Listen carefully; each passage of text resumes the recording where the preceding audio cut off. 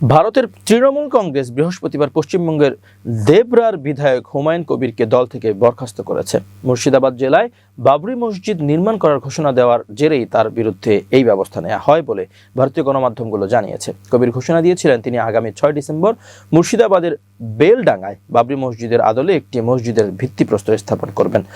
অযোধ্যার বাবরি মসজিদ 1992 সালের 6 ডিসেম্বর হিন্দুত্ববাদী সংগঠন RSS ও বিজেপির নেতৃত্বাধীন ডানপন্থী জনতা ভেঙে ফেলে।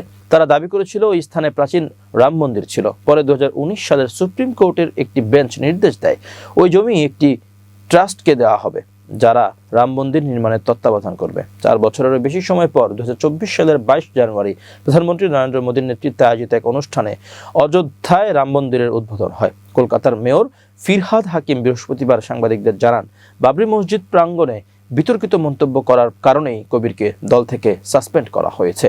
তিনি বলেন, এর আগেও ওই বিধায়ককে একাধিকবার সতর্ক করা হয়েছিল। ফিরহাদ হাকিম বলেন, আমরা লক্ষ্য করেছি মুর্শিদাবাদের আমাদের একজন বিধায়ক হঠাৎ করে বাবরি মসজিদ তৈরির ঘোষণা দিয়েছেন। হঠাৎ করে কেন বাবরি মসজিদ? আমরা আগেও তাকে সতর্ক করেছিলাম।